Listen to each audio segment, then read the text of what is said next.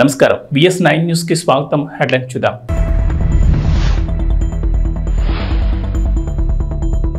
ఢిల్లీలో ప్రధాని మోడీతో తెలుగు రాష్ట్రాల ముఖ్యమంత్రుల భేటీ, పలు అంశాలపై చర్చ.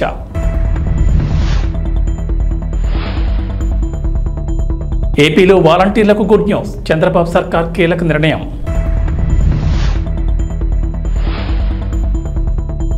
తెలంగాణ ప్రభుత్వ ఉద్యోగులకు గుడ్ న్యూస్, రేవంత్ సర్కార్ కీలక నిర్ణయం.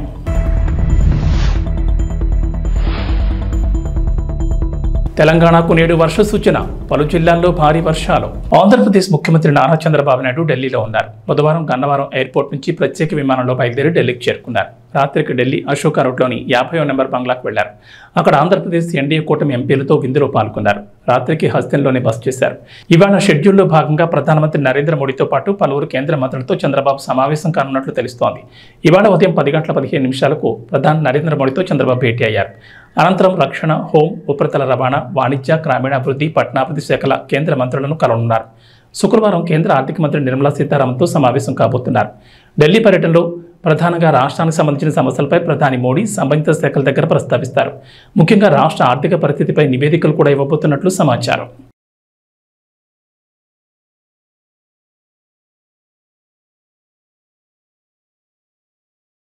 ఢిల్లీ పర్యటనలో తెలంగాణ సీఎం రేవంత్ రెడ్డి కూడా ఉన్నారు. నేటి సాయంత్రం ప్రధాని నరేంద్ర మోడీతో భేటీ కానున్నారు. గురువారమే ఇరువురు సమావేశం కావాల్సినప్పటికీ లోక్సభ సమావేశాల దృష్ట్యా అది వాయిదా పడింది. ఇవాళ సాయంత్రం ప్రధానితో భేటీకి సీఎం రేవంత్ రెడ్డికి అపాయింట్మెంట్ లభించినట్లు తెలిసింది. అయితే ఈ విషయమై రాష్ట్ర ప్రభుత్వం ఎలాంటి అధికారిక ప్రకటన విడుదల చేయలేదు.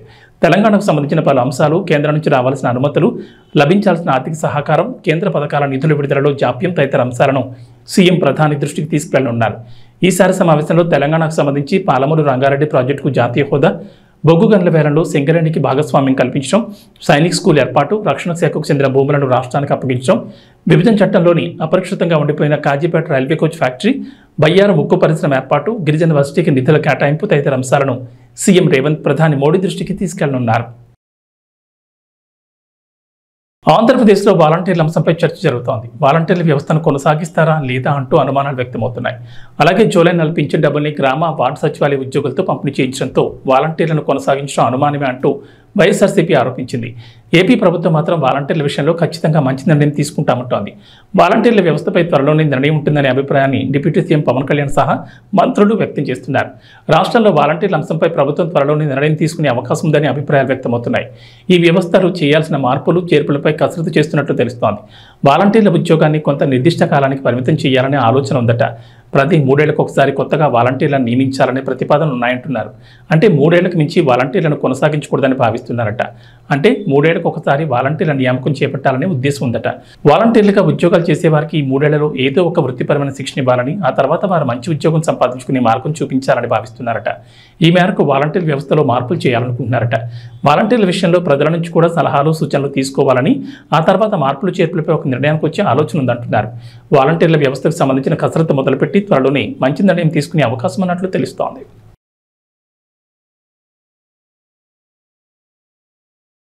Andhra Pradesh deputy CM Janasena party అధినేత పవన్ కళ్యాణ్ కీలక నిర్ణయం తీసుకున్నారు. పిఠాపురంలో సొంతంగా ఇల్లు కట్టుకునేందుకు సన్నాహాలు మొదలుపెట్టారు.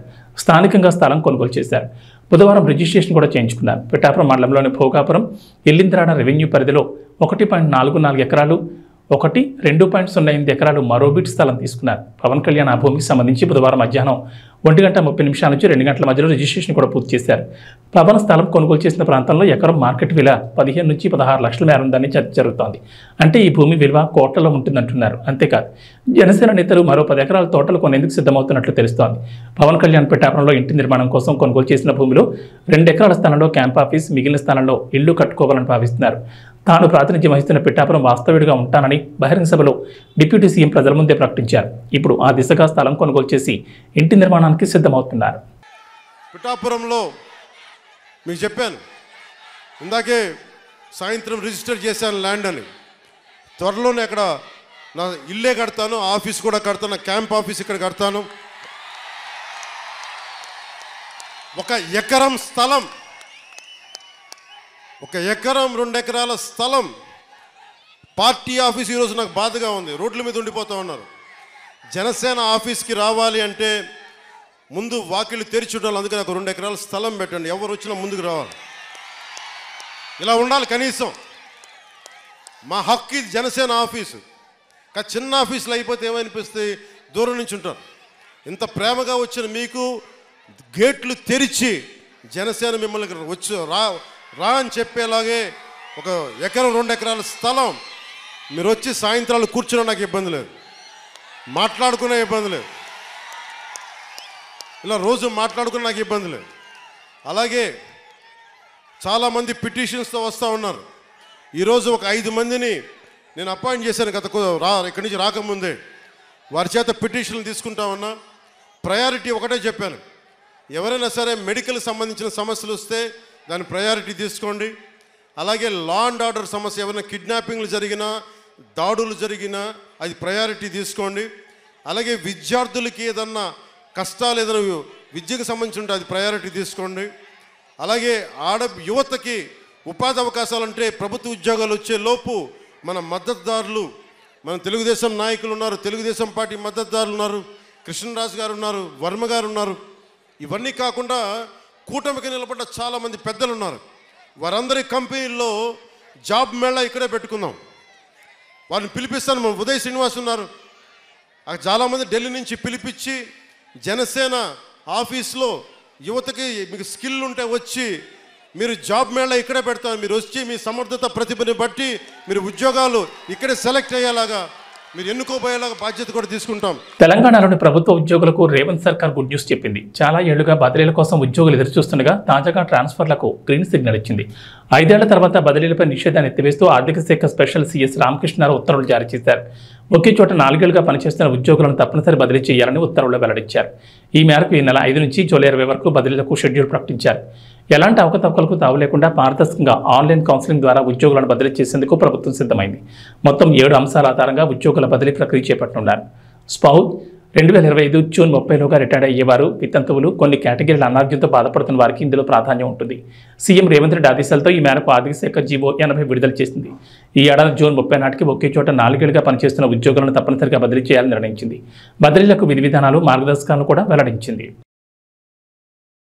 సంచలన నిర్ణయాలతో పాలనతో తనదైన మార్పు చూపిస్తున్న తెలంగాణ ముఖ్యమంత్రి రేవంత్ రెడ్డి విద్యారంగంపై కూడా తనదైన ముద్ర ఉండేలా కీలక నిర్ణయాలు తీసుకుంటున్నారు. ఇప్పటికే మహిళలు, రైతులు, నిరుద్యోగులపై ఫోకస్ పెట్టిన సీఎం రేవంత్ రెడ్డి పలు ఆకర్షణీయమైన పథకాలను అమలు చేస్తున్నారు. త్వరలోనే మరికొన్ని పథకాలను అమలు చేసేందుకు రంగం సిద్ధం చేస్తున్నారు. ఇక నిరుద్యోగుల కోసం జాబ్ క్యాలెండర్ ప్రకటించేందుకు కసరత్తు చేస్తున్నారు. ఈ నేపథ్యంలోనే విద్యార్థులపై కూడా సీఎం రేవంత్ రెడ్డి దృష్టి సారించారు. ఇప్పటికే మూతబడిన అన్ని స్కూళ్లను తెరిపిస్తామని, ప్రతి పల్లెకు తాండాకు ఒక బడి ఉండేలా చర్యలు తీసుకుంటామని రేవంత్ రెడ్డి మాట ఇచ్చారు. కాగా నడుస్తున్న పాఠశాలల్లో విద్యార్థులకు నాణ్యమైన, మెరుగైన విద్యను అందించేందుకు రేవంత్ రెడ్డి సర్కార్ కీలక నిర్ణయం తీసుకుంది. క్వాడ్జెన్ అనే ప్రముఖ సంస్థతో కలిసి తెలంగాణలోని ప్రతి పాఠశాలకు ఇంటరాక్టివ్ వైట్ బోర్డ్, విద్యార్థులకు 20,000 లోపు ల్యాప్టాప్లను అందించాలని సీఎం రేవంత్ రెడ్డి నిర్ణయించారు. రాష్ట్రంలో 5G మొబైల్ నెట్వర్క్ను మరింత విస్తృతం చేసేందుకు చర్యలు కూడా చేపట్టారు. హైదరాబాద్ నుంచి శంషాబాద్ రాజీవ్ గాంధీ ఇంటర్నేషనల్ ఎయిర్పోర్ట్కు బస్సుల్లో రాకపోకలు సాగించే వారి కోసం తెలంగాణ ఆర్టీసీ కొత్తగా బస్ పాస్ తీసుకొచ్చింది. ఈ రూట్లో పుష్పక్ ఏసీ జనరల్ బస్ పాస్ను ప్రవేశపెట్టింది. ఈ బస్ పాస్ ధరను 5,000గా డిసైడ్ చేశారు. నెలవారీ బస్ పాస్తో పుష్పక్ ఏసీ బస్సులే కాకుండా హైదరాబాద్ నగరంలోని ఇతర బస్సుల్లోనూ ప్రయాణించారు. గ్రేటర్ పరిధిలో ఏ బస్సులోనైనా ఎక్కడి నుంచి ఎక్కడికైనా ప్రయాణించేందుకు వెసులుబాటు కల్పించారు. ఇదే కాకుండా జనరల్ రూట్ పాస్ను కూడా టీజీఎస్ఆర్టీసీ అధికారులు ప్రవేశపెట్టారు. బాలాపూర్, క్రాస్ రోడ్, సెల్వీనగర్, శంషాబాద్, అరంఘర్, గచ్చిబౌలి నుంచి ఎయిర్పోర్ట్ వరకు రూట్ పాస్ను అందుబాటులోకి తీసుకొచ్చినట్లు గ్రేటర్ ఆర్టీసీ ఈడీ వెల్లడించారు. ఎయిర్పోర్ట్ వరకు రూట్ పాస్ ధరలు శంషాబాద్ నుంచి 2,000, అరంఘర్ నుంచి 3,000, బాలాపూర్ క్రాస్ రోడ్ నుంచి 3,000, ఎల్బీనగర్ నుంచి 4,000, గచ్చిబౌలి నుంచి 4,000గా నిర్ధారించారు. తెనాలి గవర్నమెంట్ హాస్పిటల్లో రాష్ట్ర మంత్రి నాదెండ్ల మనోహర్ తనిఖీ చేశారు. ఈ సందర్భంగా హాస్పిటల్ ఆవరణలో పరిశుభ్రత పాటించాలని, లేకపోతే కఠిన చర్యలు తీసుకుంటామని హెచ్చరించారు. ఏం పేరు మీది? విజయసారథి సార్. మన 28th జనవరి సార్.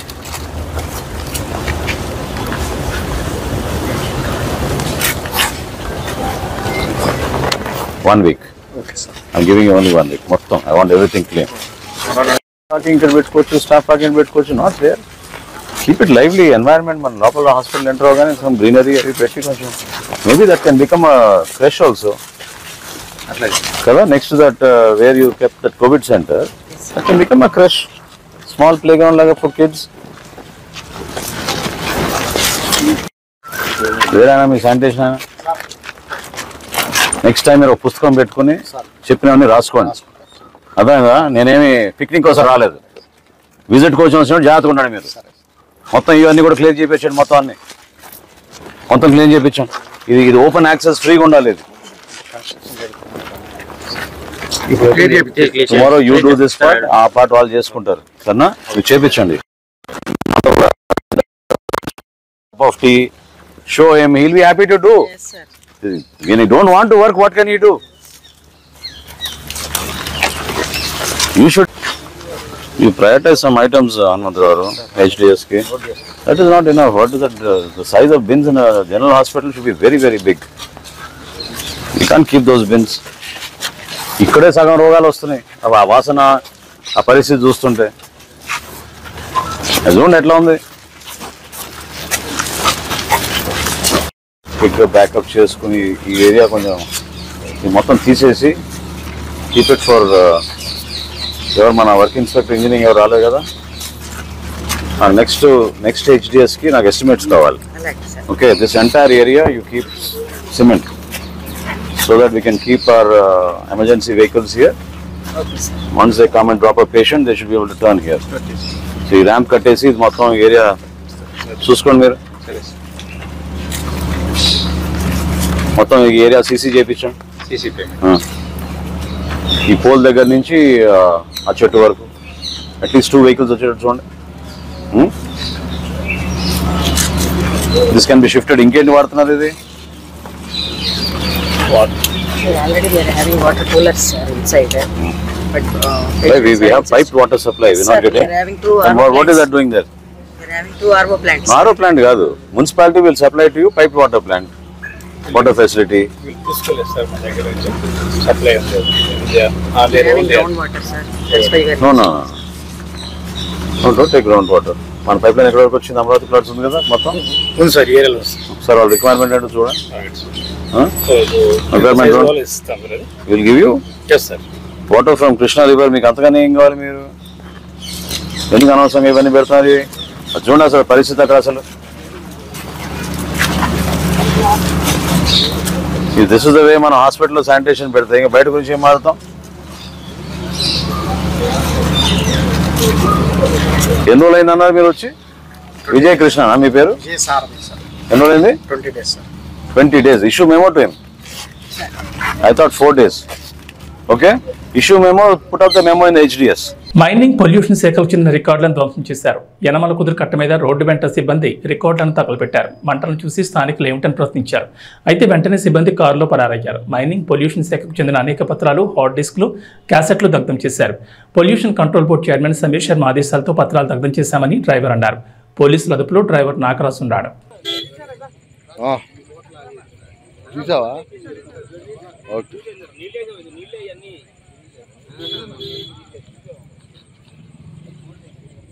ఆ మోటార్లు చూడు నారాజు.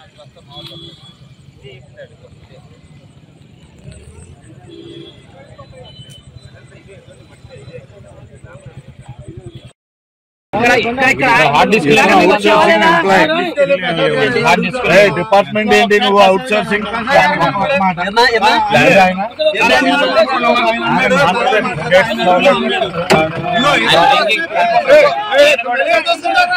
ఈయన కూడా డ్రింకింగ్ లో ఉన్నాడు.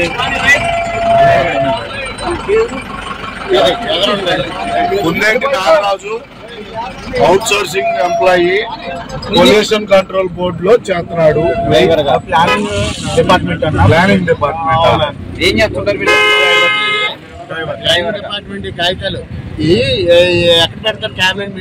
ప్రభుత్వ హాస్టల్లో మౌలిక సదుపాయాలు మెరుగుపరిచి విద్యార్థులకు ఉత్తమ బోధన అందించేందుకు అవసరమైన అన్ని చర్యలు తీసుకుంటామని రాష్ట్ర సాంఘిక సంక్షేమ శాఖ మంత్రి స్వామి అన్నారు. కలెక్టర్ అన్సారియా, ఎమ్మెల్యే దామచర్ల జనార్దన్తో కలిసి ఒంగోలు భాగ్యనగర్లో ఉన్న భద్రుల పాఠశాలను, సాంఘిక సంక్షేమ హాస్టల్ను ఆకస్మిక తనిఖీ చేశారు. హాస్టల్లోని బాలికలకు అందుతున్న వసతులు మరియు వారి సమస్యలను స్వయంగా అడిగి తెలుసుకున్నారు. ఈ సందర్భంగా విద్యార్థులు హాస్టల్లో పలు సమస్యలను మంత్రి దృష్టికి తీసుకొచ్చారు. విద్యార్థులకు వారికి కావాల్సిన మౌలిక సదుపాయాలను వెంటనే అందించాలని సంబంధిత అధికారులను మంత్రి ఆదేశించారు. రాష్ట్రంలోని అన్ని ఎస్టీ, బీసీ హాస్టల్లో మౌలిక సదుపాయాలు పెంపొందించి వారికి నాణ్యమైన విద్యతో పాటు నైపుణ్యాన్ని కూడా పెంచేందుకు రాష్ట్ర ప్రభుత్వం అన్ని చర్యలు తీసుకుంటుందని మంత్రి తెలిపారు. ఈ కార్యక్రమంలో మంత్రితో పాటు సాంఘిక సంక్షేమ శాఖ డిప్యూటీ డైరెక్టర్ లక్ష్మణ్, దివ్యాంగుల సంక్షేమ శాఖ సహాయ సంచాలకులు అర్చన, ఒంగోలు ఆర్డీఓ సుబ్బారెడ్డి తదితరులు పాల్గొన్నారు.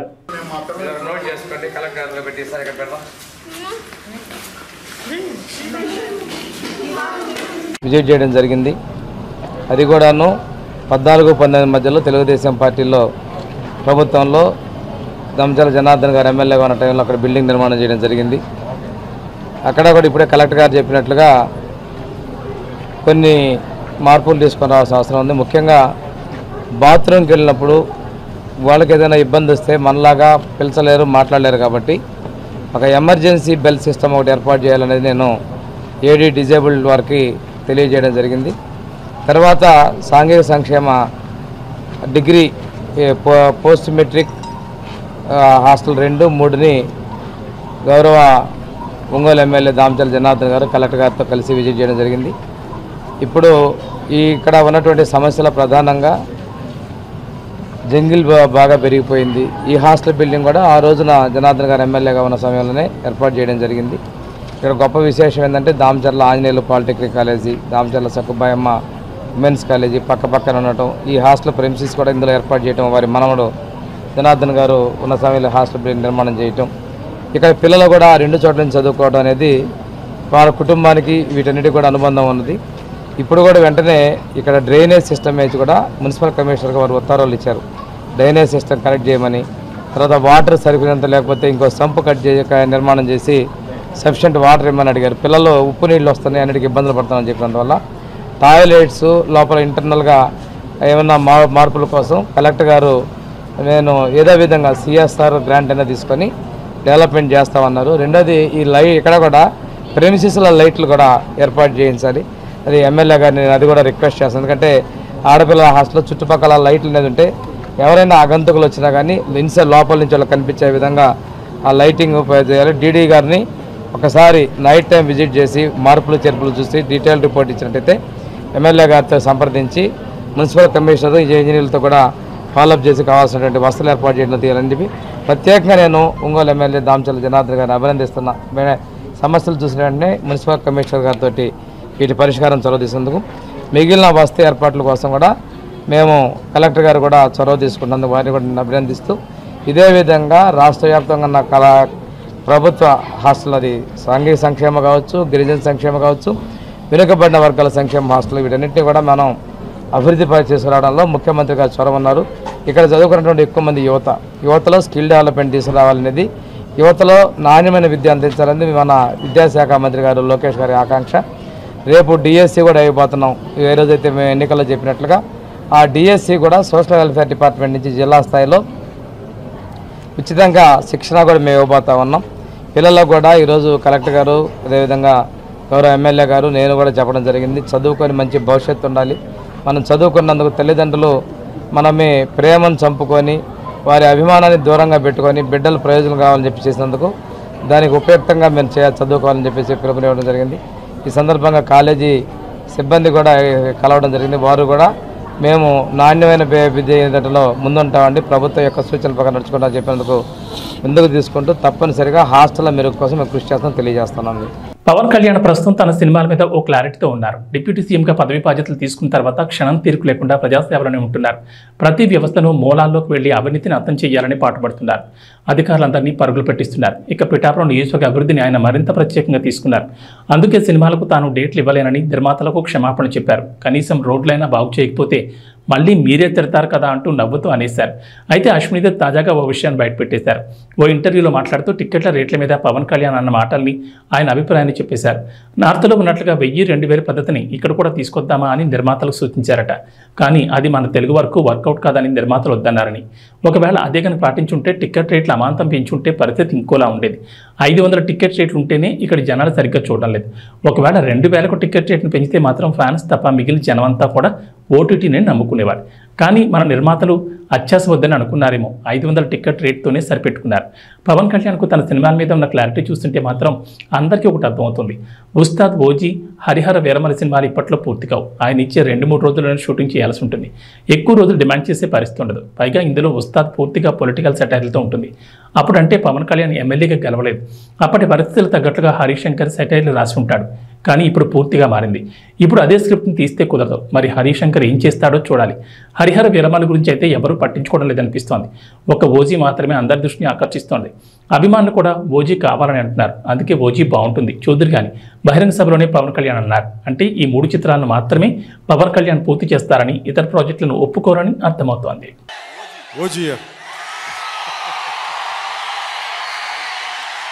సినిమాలు చేసే టైం ఉందంటారా? ఎలాగా మాట ఇచ్చాం కాబట్టి ముందు ఒక 3 నెలలు కనీసం మీరు నన్ను తిట్టకూడదు. కనీసం ఒక్క రోడ్డు గుంతలు కూడా వేయలేదని తిట్టకూడదు కదా మీరు నన్ను. కనీసం గ్రామాలకి కొత్త రోడ్ల కంటే ముందు రోడ్లు గుంతలు పూడ్చి, పాట్ హోల్స్ పూడ్చి మళ్ళీ మీరు తిట్టకూడదు కదా. నిన్ను ఎన్నుకుంటే మళ్ళీ నువ్వు వెళ్ళి ఓజీ చేస్తామని మనల్ని క్యాజీ అంటే మరి నేనేం చెప్పను. ఒక భయంతో మా నిర్మాతలు కూడా చెప్పాను, కొంచెం క్షమించాలి.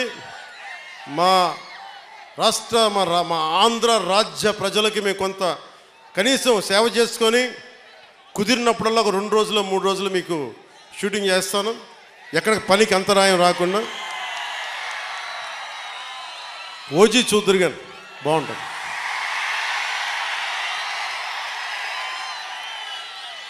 పదమూడేళ్ల తర్వాత మళ్లీ ఐసీసీ ట్రోఫీ గెలవడంతో టీమిండియా ఆటగాళ్ల ఆనందానికి అవతలేవు. T20 ప్రపంచ కప్ ఫైనల్ ముగిసిన తర్వాత మైదానంలో ఓ రేంజ్లో సెలబ్రేషన్ చేసుకున్నారు. ఇక బెరిల్ తుఫాన్ కారణంగా గత శనివారం నుంచి బార్బడోస్లోని చిక్కుకుపోయిన భారత జట్టు ఎట్టకేలకు స్వదేశానికి చేరుకుంది. ఇవాళ ఉదయం 6 గంటల ప్రాంతంలో ఢిల్లీ విమానాశ్రయంలో దిగారు. బీసీసీ ఏర్పాటు చేసిన ప్రత్యేక ఎయిర్ ఇండియా విమానంలో ఆటగాళ్లు, వారి కుటుంబ సభ్యులు, సిబ్బంది, మీడియా ప్రతినిధులు ఇండియాకు చేరుకున్నారు. ఎయిర్పోర్ట్లో ఆటగాళ్లకు అభిమానులు ఘనస్వాగతం పలికారు. అయితే విమానంలో టీమిండియా ప్లేయర్లు చేసిన సెలబ్రేషన్స్ తాలూకా వీడియో ఒకటి ఇప్పుడు నెట్టింట వైరల్ అవుతోంది. ఈ వీడియోను బీసీసీఐ తన అధికారిక ఎక్స్ ఖాతా ద్వారా అభిమానులతో పంచుకుంది. కెప్టెన్ రోహిత్ శర్మ ఫన్నీ ఎక్స్ప్రెషన్తో వీడియో మొదలైంది. విమానంలో రోహిత్ చేష్టలు చాలా ఫన్నీగా ఉన్నాయి. ఆ తర్వాత ట్రోఫీతో విరాట్ కోహ్లీ, జస్ప్రీత్ బుమ్రా, రిషబ్ పంత్, హర్షదీప్ సింగ్, అక్షర్ పటేల్, సూర్యకుమార్ దంపతులు కనిపించారు.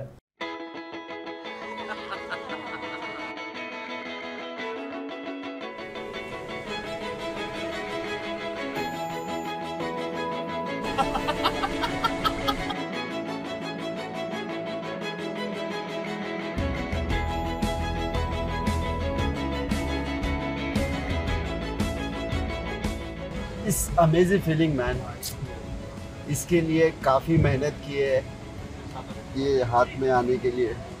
आई एम सो ब्लेस कि मैं आज ये ट्रॉफी और ये ब्यूटीफुल मेंबर जो प्लेइंग 11 जो टॉप 15 है, तो बहुत ही अच्छा लग रहा है. So excited.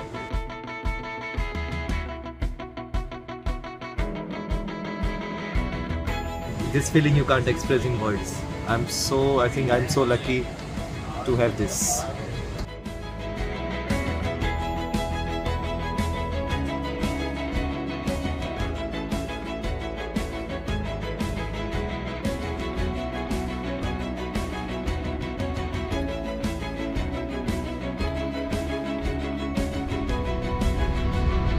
ఇక వాతావరణ విషయానికి వస్తే తెలంగాణలో వర్షాల కోసం రైతులు ఎదురు చూస్తున్నారు. ఇప్పటికే విత్తనాలు విత్తుకోక గింజలు మొలకెత్తాయి. అయితే మొక్కలు ఏపుగా పెరిగేందుకు వర్షంపై ఆధారపడాల్సిన పరిస్థితి. ఈ నేపథ్యంలో హైదరాబాద్ వాతావరణ కేంద్రం అధికారులు అన్నదాతలకు గుడ్ న్యూస్ చెప్పారు. నేటి నుంచి 5 రోజుల పాటు రాష్ట్రంలో విస్తారంగా వర్షాలు కురుస్తాయని చెప్పారు. నైరుతి రుతుపవనాలకు తోడు ఉపరితల నుంచి వీస్తున్న గాలుల ప్రభావంతో వర్షాలు పడతాయన్నారు. ముఖ్యంగా ఉత్తర తెలంగాణ జిల్లాల్లో వర్షాలకు అవకాశం ఉందన్నారు. నిజామాబాద్, నిర్మల్, కొమరంభీం, ఆసిఫాబాద్, జగిత్యాల, భూపాలపల్లి, ములుగు, కొత్తగూడెం, ఖమ్మం, కరీంనగర్, వరంగల్, మహబూబాబాద్ జిల్లాలో భారీ వర్షాల ఛాన్స్ ఉందని చెప్పారు. ఈ మేరకు ఆయా జిల్లాలకు ఎల్లో అలర్ట్ జారీ చేశారు. ఇక దక్షిణ తెలంగాణ జిల్లాలైన మహబూబ్నగర్, గద్వాల, నారాయణపేట్, నల్గొండ, యాదాద్రి, సూర్యాపేట్, వికారాబాద్, సంగారెడ్డి, మేడ్చల్ జిల్లాలో జల్లులు పడే అవకాశం ఉందని వాతావరణ శాఖ అధికారులు తెలిపారు. ఏవీ బులెటిన్ విశేషాలు. నమస్కారం.